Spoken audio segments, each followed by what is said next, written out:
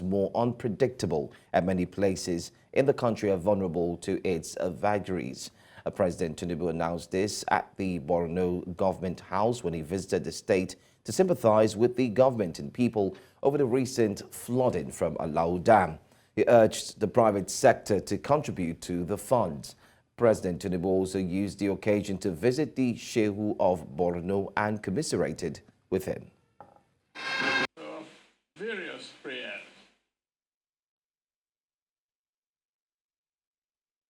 This one disaster that we must pay attention to. We will help Borno State.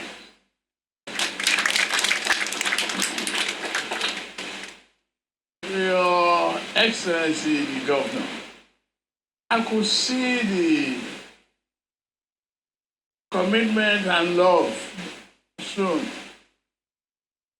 across the board.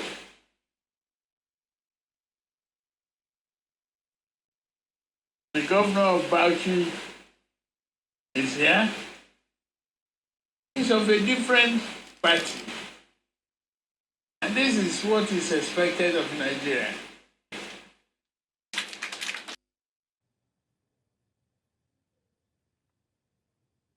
In the meantime, the Inspector General of Police, Kayode Egbetokun, paid a visit to Borno State to sympathize with the government and people of Borno State on the devastating flood that had wreaked havoc in some communities in the state.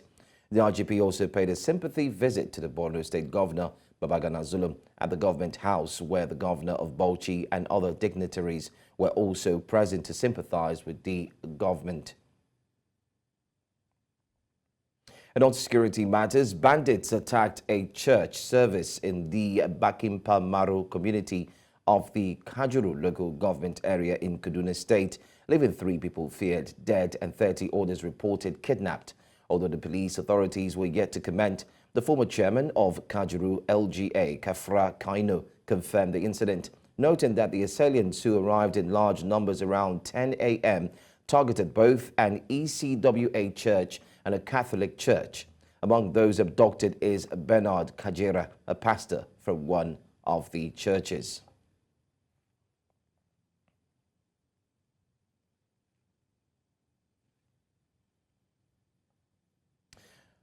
Officers of the Nigerian Army have been tasked to show a willingness to collaborate to effectively tackle terrorism and combat insecurity. This was as the graduation ceremony of the 2023 Course 2 of the Nigerian Army Resource Center, which held in the nation's capital Abuja, following an intensive 11-month program for direct regular officers of the Nigerian Army, was indeed held. Our man Amadine Uyi reports. With the changing face of insecurity, terrorism and banditry, experts believe that the Nigerian armed forces must be willing to change its strategy to combat insecurity headlong. While troops on ground have been saddled with the responsibility of restoring law and order back to troubled communities, the need for training of personnel has never been more apt. As the Course 2 participants of the Nigerian Army Resource Center concludes their 11-month training program, senior military officials say the program focused on direct commissioned officers and aimed to replicate the same kind of training their colleagues at the National Defense College undergo. The Leadership and Strategic Studies course is a senior level program designed to give direct regular commissioned officers and others found suitable to undertake the course a mirror of what the regular combatant colleagues go through at the National Defense College. This is part of the efforts to raise their own level of awareness, level of training, and then we believe that the level of proficiency will improve. The Chief of Army Staff says that the program helps participants interpret policy to properly formulate military strategy. It is a strategic level program that accustoms participants to policy and strategy formulation at the lower strata of the military strategic level. The program gives participants an understanding of issues at the grand strategic level, and now senior leaders in the armed forces interpret policies to formulate military strategy. He adds that participants of the program will be equipped to think out of the box to make informed decisions whenever the need arises. Also, the Director General of the Nigerian Army Resource Center tasked the graduating officers to be willing to collaborate to achieve operational objectives. The Nigerian Army has, in recent years, made a deliberate effort to significantly increase its investments in developing operational and strategic level leaders required to think out of the box and interrogate issues sufficiently and objectively to make informed decisions. The tackling the security challenge, just like we told them too, is not a sole agency responsibility. It's everybody's job. But they must have an open mind to want to relate and relate with everybody who matters. Not just deciding, oh, I want to talk to this person, I don't want to. They must take everybody along. Wherever they find themselves, they must find a way of relating with the locals, getting people to come along for them to believe in whatever they are doing. The Army has also tasked the graduates to meet up to the high expectations placed on them by citizens. In Abuja for News Central, I am Amadin Uyi. Let's take a look at the business story. Nigeria's inflation rate has slowed for the third straight month, according to the National Bureau of Statistics. In its latest Consumer Price Index report, the Bureau said headline inflation eased to 32.15% in August 2024, down from 33.40% in July and 34.19% in June. Food inflation also dropped to 37.52% in August from 38.14% the previous month. Despite the recent slowdown, inflation remains 6.35% higher than in August 2023, when it stood at 25.80%. On a month-to-month basis, inflation was slightly lower in August 2024, recording a 2.22% increase compared to 2.28% in July. Well, to discuss this, I'm being joined by Temitope Konade, Senior Manager and Lead ESG and Climate Change Services at Anderson. Good to have you again today. Join us. It seems like every single time we do have an NIS report, it's kind of like looking different from what Nigerians are facing. It's different from reality. But then again, what do you make of this news in comparison to what is being faced by Nigerians on a day-to-day basis? Thanks for having me. Apparently, I can imagine what you have described as what people are going through. The nominal rates are typically different from the real rates, which is what you see on the streets.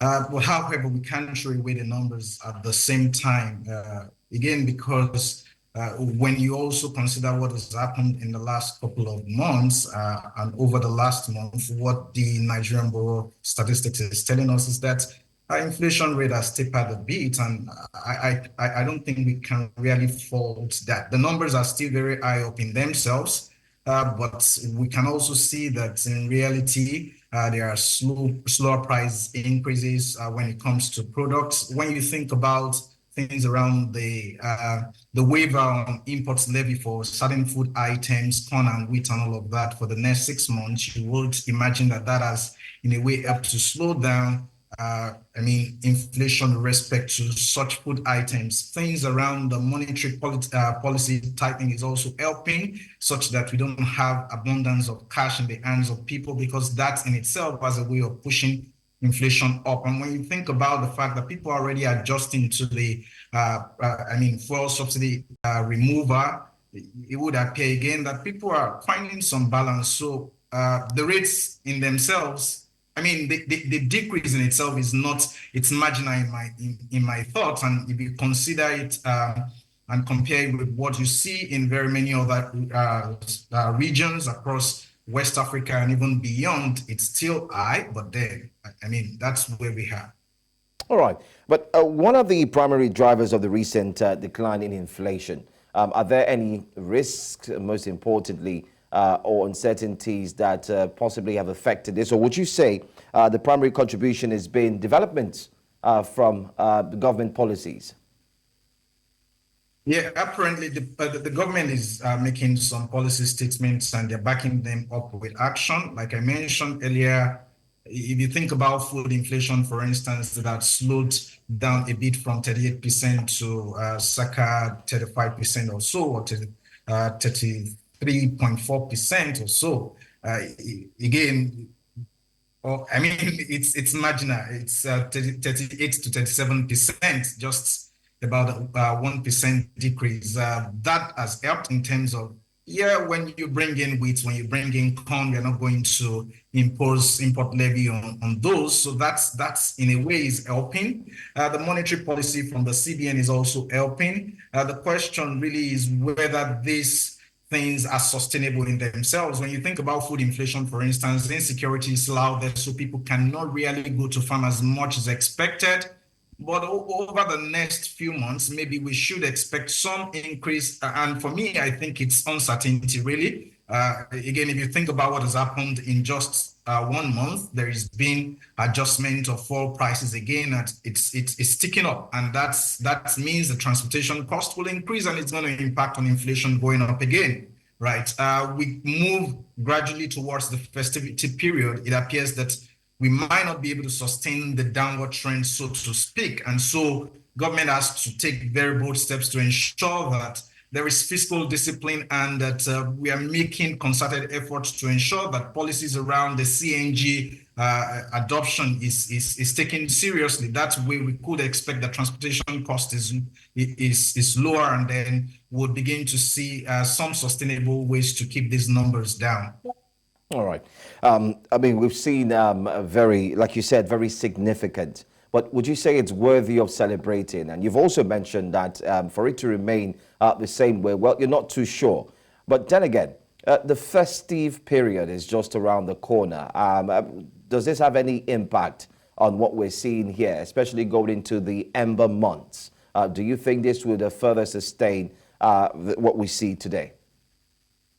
Exactly the point. It wouldn't sustain it apparently, because when you're moving towards the festive month, what happens is that numbers tick up higher, and then people are bringing up, they are breaking their vows to spend more, and so inflation goes higher. So it may not be sustainable. You're going to also have some.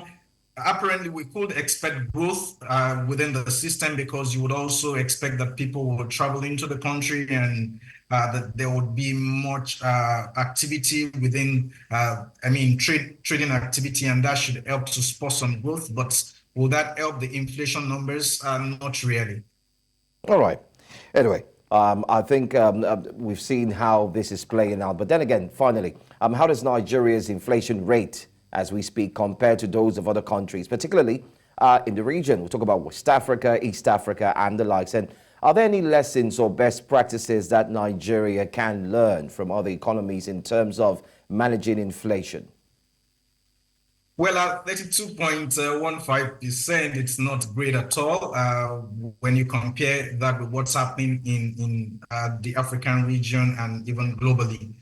For instance, in South Africa, it's controlled to around 4.8% as at mid-2024. And that's because of the prudent monetary policies that they're seeing within that system. In Ghana, for instance, you see the rate is much higher, but we are just within the same region again, because you would see that they've gotten lots of debt funding, and then maybe again there is not so much of fiscal discipline in that region, but it's reduced from what you will see as 42% in 2023 to about 29% in mid 2024. When you consider Kenya, for instance, it's just about 8.6%. So in terms of the rates, we are not looking good in Nigeria. Globally, it's about the same thing. Within the Eurozone, it's just about 5%, for instance. So what are the lessons? We need to strengthen our monetary policy like what you've seen in South Africa. If we want to keep the rates down, there is a need for fiscal discipline, and I think that trumps it all. Like what you see in Kenya, in Rwanda, we are not doing very well in that regard. In Nigeria, you see that the government is preaching to the people that they should do well to endure the seasons, and then you see some flamboyant lifestyles of people in government, that is not helping at all, because that allows so much money to go around the system without supportive, productive activities, and that destroys everything you might be trying to build as government. There is also the need to diversify the economy, and more importantly, things around the exchange rate stability is also very important.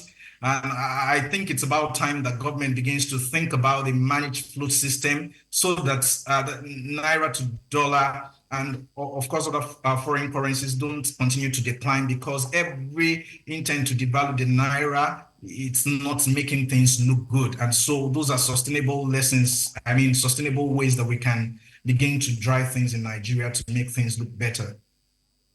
Well, I'm sure we could take more conversations on this. We can have more conversations on this, looking at the government spending, diversification of the economy, looking at the fact that there's CNG and so much more and its impact. But I want to say thank you so much for joining us in having this conversation. And hopefully when we have you back, we'll be seeing further inflation dropping and not going back to where it was. Thank you for your time.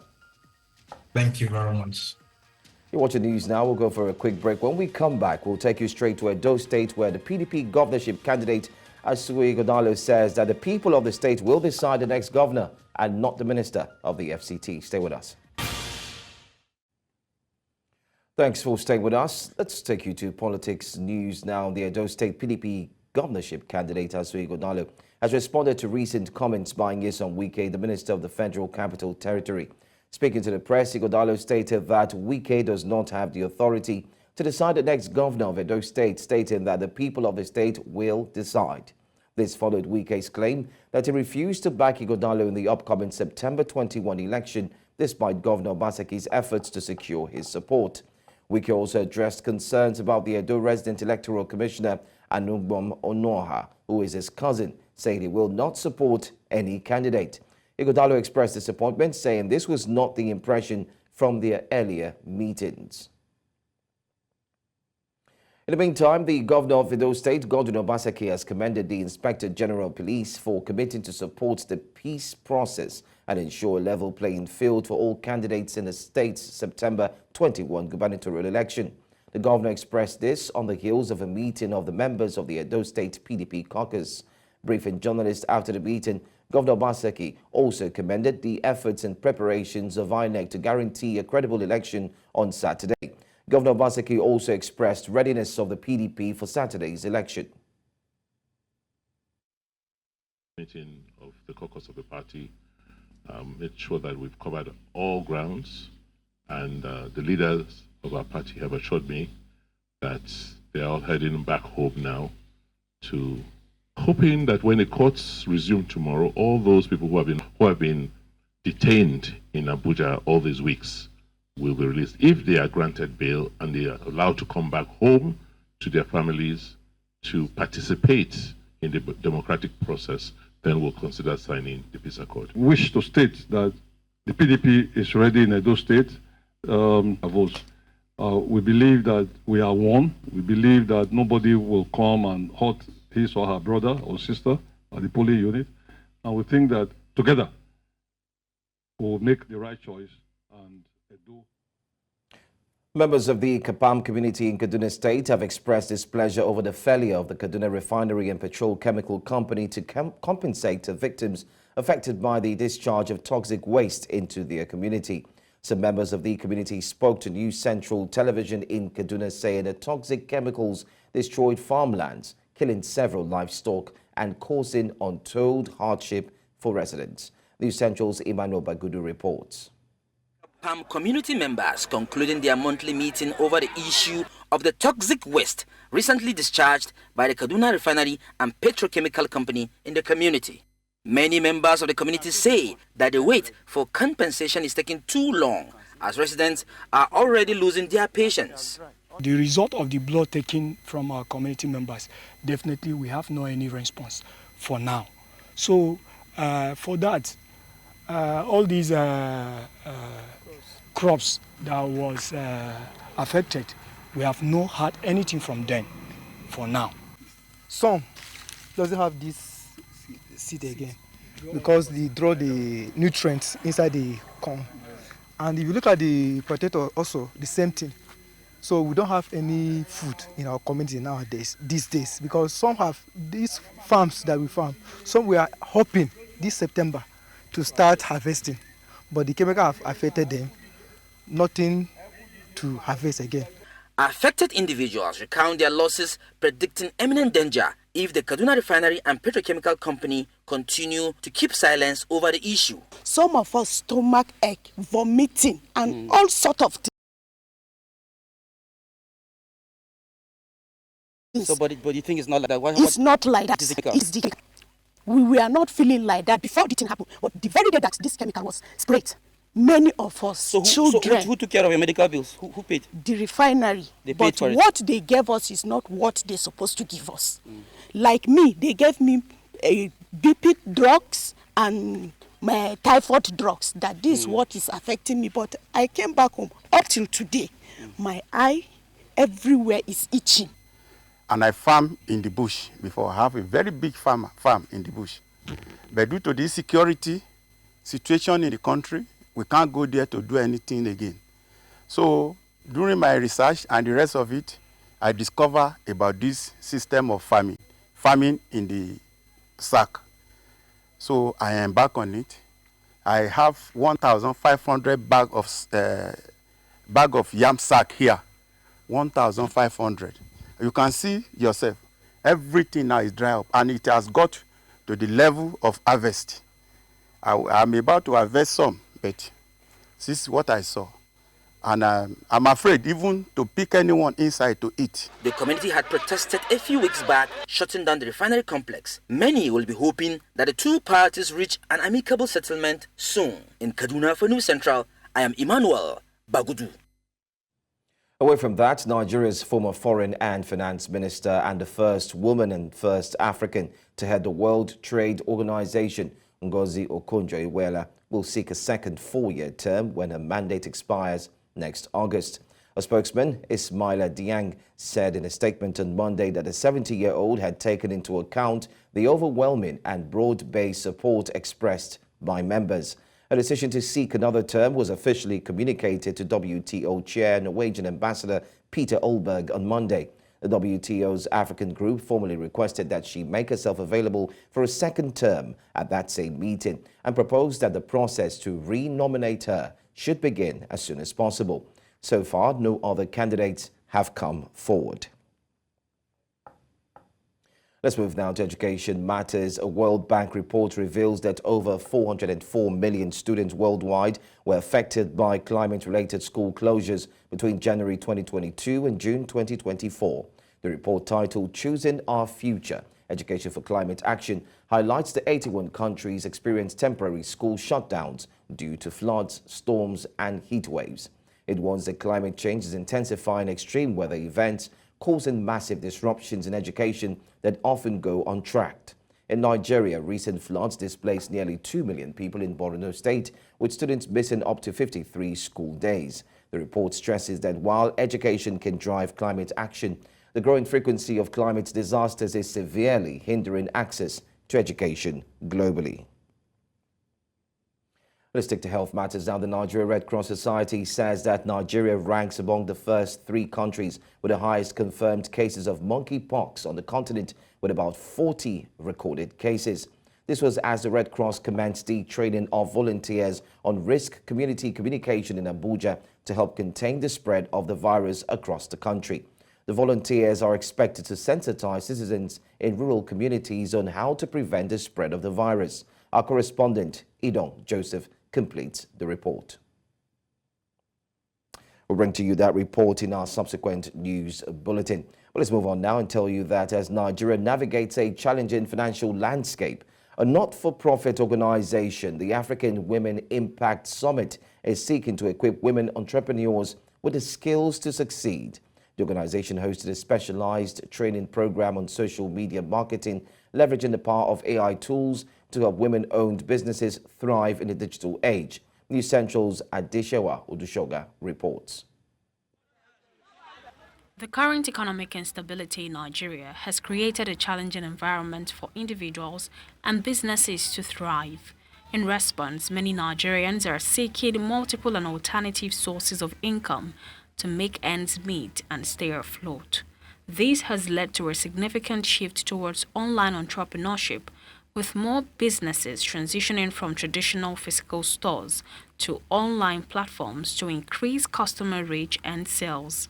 Recognizing this trend, the African Women Impact Summit, a non-governmental organization, with recently held a training program becoming on more social media marketing with the use of relevant AI tools. The need to equip the program was specifically designed for women from diverse age groups selected from various regions to equip them with the skills to navigate the new marketing landscape. Training women in the area of tech for them to maximize the use of the tech space to improve their businesses and make profit. That's what we're actually doing today. And apart from that, personal development training, a whole lot of it is going on. Today we're actually giving grants, hundreds of thousands to people too, for businesses and all. Yeah, we're doing that. Wow, we want to see women empowered with most for today technical skills. We do even hand skills at times, but today we are focusing on technical skills so that they will be able to master tools that can help them leverage the global market and make more sales and actually become economically empowered. These summits, with the theme Entrepreneurship Innovation, Maximizing Productivity with Digital Tools, aims to empower women through its platform, honing their digital skills to take advantage of the evolving global landscape. The African Women Impact Summit is just more about the empowerment of women, which is our key focus here, doing anything we can to build our women, to get our women out there, to go after whatever it is that their goals are, and to just put them in a better position, just because at the end of the day, when we really think about it, there's so much power that a woman has, and that power needs to be harnessed properly. Be sacrificial. A woman is raised to multitask. A woman is raised to empower people around her. So the girl child, any value added to the girl child always spreads around the society. So that's why I'm here, to add my voice to what they are doing to make sure that more women are empowered. By providing training on AI-powered social media marketing, the African Women Impact Summit hopes to unlock new opportunities for women. By providing training on AI-powered social media marketing, the African Women Impact Summit hopes to unlock new opportunities for women entrepreneurs, enabling them to compete effectively, scale their businesses, and contribute to Nigeria's economic growth and development. In Lagos for News Central, Adeshawa Odushoga. The Chinese community in Lagos, Nigeria, is celebrating the 75th National Day, as well as Nigeria's 64th Independence Day, with dance and songs. The independence of both China and Nigeria falls on October 1st. However, both events were commemorated together on Monday. The Chinese National Day marks the anniversary of the October 1st, 1949, founding of the People's Republic of China by then leader Mao Zedong. News Central correspondent Bettina Nweli reports. This year marks the 75th anniversary of the founding of the People's Republic of China. With 53 years of diplomatic relations between China and Nigeria, the two countries have deepened exchanges and cooperation in various fields at all levels based on mutual benefits. During her speech, the Consul General of the People's Republic of China, Ms. Yan Yuqing, spoke about reinforced relations between the two countries. On September the 3rd, during President Xi Jinping's meeting with Nigeria President Bola Tinubu, who was visiting China to attend the 4K Beijing Summit and for a state visit, both leaders jointly announced the elevation of China-Nigeria relations to a comprehensive strategic partnership. The two heads of states witnessed the signing of multiple bilateral cooperation agreements in areas such as Belt and Road Initiative, trade, agriculture, aviation, and media. China-Nigeria Friendship Contribution Awards were received by some individuals, while top Nigerian government officials in attendance gave well wishes to the People's Republic of China. China's transformation over the past 75 years is truly exceptional, from overcoming challenges of the past to becoming a global powerhouse in technology, manufacturing, and economic growth. China's story has become a symbol of resilience, vision, and commitment. China's journey over the past 7.5 decades is nothing short of extraordinary. From its early challenges to becoming a global leader in technology, innovation, and economic power, China's story is an inspiring testament to the resilience, vision, and hard work of its people and leadership. We therefore celebrate the 2024 FOCAP Summit of the Forum on Africa on China-Africa Cooperation, which has strengthened the bonds between China and Africa. Furthermore, we acknowledge the invaluable contribution of Chinese entrepreneurs and diaspora in Nigeria. Nigeria has long been ranked as China's largest project contracting market, second largest export market, major trading partner, and investment destination in Africa. In Lagos, for News Central, I am Bettina Nwili. Nigeria's federal government has assured Ugandan investors of 100% ownership of the investment if they invest in Nigeria. This was made known by Nigeria's Ministry of Trade and Industry as the nation's business community met with senior representatives of the Ugandan government in an effort to improve trade and business ties.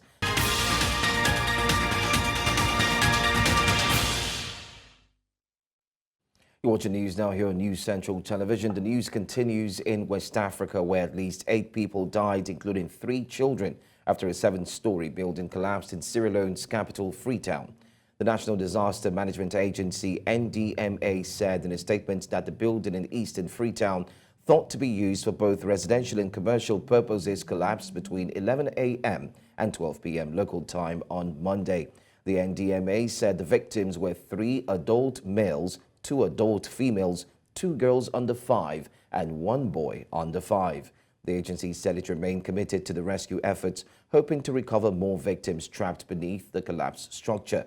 While the cause of the collapse is not yet clear, an investigation has been opened.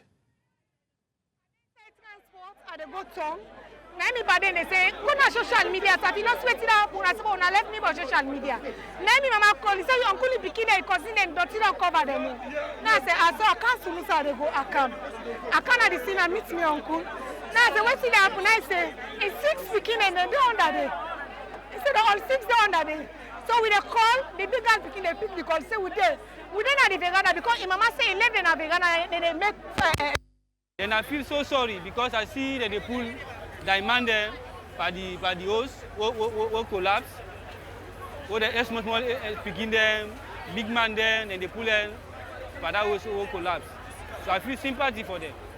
So me on side, I advise people them for me them know the right side, whose side, and when we are for bill. Then kind of houses there will be saying big houses. Well, let's stay in West Africa. 2 African press unions have voiced concerns over the disappearance of an Ivorian journalist, Sergi Mathurin Adou, over 2 weeks ago in the Niger capital, Niamey, and called for an explanation from authorities. The 2 unions said they had no contact with Adou since he disappeared on September 1st and no information from Nigerian officials. President of Ivory Coast's National Union of Journalists, Jean-Claude Koulibaly, said hours before he went missing, Adou had told his wife he had been summoned to appear before judicial police. According to information gathered in Niamey by the union, Adou is accused of espionage and of being in cahoots with terrorists. Authorities in Niger have not released any information. In the east of the continent, the new academic year has kicked off at a school in Port Sudan in the northeast of the war-torn African country. The United Nations says the war across much of Sudan has created the world's largest displacement crisis, with millions uprooted. This is a day school. This is the day when you're seizing your right to an education. I'm honored to be with you today. أول يوم لنا في المدرسة بصراحة مبسوطين جدا جدا. زي زمان حنقرأ يوم بعد يوم، وبصراحة ساعدونا كتير، يعني جابوا لنا حاجات ما شاء الله أدعمونا، وبصراحة أول يوم لنا نحن مبسوطين جدا. We now head to Central Africa, where an overloaded wooden motorized boat capsized in the Democratic Republic of Congo on Monday, killing at least 4 people and leaving some 40 others missing. The Deputy Governor of Kwango, Remy Saki, said the accident took place on the Kwango, a tributary of the Congo River in the southwestern province. The chief of the village of Port Kwango, Jean-Baptiste Nkololo, said the vessel struck a bridge and sank, adding that passengers said there were about 150 people on board. The sprawling Central African nation has a poor road network, and people often use boats to travel and to transport goods. Capsizes are very common. Still ahead, U.S. Secret Service says a suspect in the attempted assassination of President Trump fired no shots. We'll tell you more about this story. Join us again.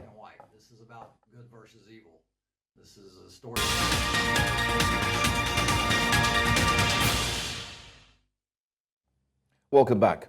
The U.S. Secret Service says the man arrested on suspicion of seeking to assassinate Donald Trump in Florida had no clear line of sight on the former president and did not fire his weapon.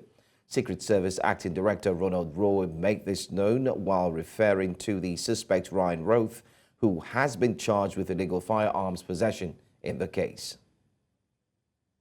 As former President Trump was moving through the 5th fairway across the course and out of sight of the 6th green, the agent, who was visually sweeping the area of the 6th green, saw the subject armed with what he perceived to be a rifle and immediately discharged his firearm.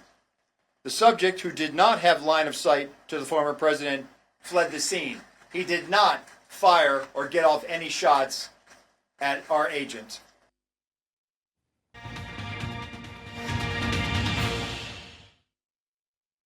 In the world of sports, Delta State athletes delivered strong performances on the track at the 8th National Youth Games in Asaba, winning the boys and girls 400 meters titles. Reigning girls champion Ngozi Okereke retained her title with a personal best of 53.50 seconds, inspiring Delta to a 1-2 finish in the final, with Goyibo Siviana getting a silver medal with a new personal best of 54.80 seconds. Jacinta Andrew of Akwa Ibom finished third in the race with a time of 57.46 seconds. Dominion Udo dominated the boys' final, running a personal best of 49.33 seconds to win gold. Former champion Michael Aniche of Abia State settled for silver with a new personal best of 49.76 seconds. Kennedy Eheriove of Delta State finished third in 50.41 seconds. Nigeria's Super Falcons defender Tosi Demihe has decided to part ways with her French feminine side Stade de Reims. Demihe joined the club in 2022 after representing Falconets at the FIFA Under-20 Women's World Cup. She announced her departure through her social media handle, where she also thanked the fans. In a farewell message, Demihe expressed gratitude to the club's management, coaches, staff and her teammates, who she described as family. She also thanked the fans for their unwavering support, acknowledging the strong bond she formed during her time in Reims. Real Madrid superstar Vinicius Jr. has received his award as the best player for the 2023-2024 Champions League season. The Brazilian winger scored 6 goals and provided 5 assists in the tournament as La Liga champions won the title. Mbappe was also awarded as a top scorer of the Champions League, netting 8 goals throughout the tournament. Both players will be hoping to form a lethal partnership to lead Madrid to more titles this campaign.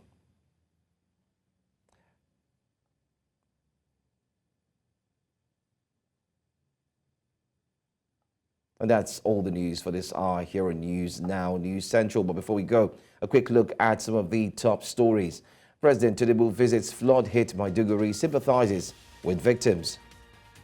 Edo State PDP governorship candidate Asue Godalo says the people, not Wike, will decide the next governor. 4 dead, 40 missing after ferry capsizes in Kwango, DR Congo. Go ahead and send in your eyewitness reports to the WhatsApp number on the screen, and do follow us on all socials. We are at News Central TV. You can watch us live on DSTV channel 422, Star Times channel 274, and stream live on YouTube as well as on Facebook. Jasiri comes up at 10 a.m. I'm Joe Hanson, thanking you for watching.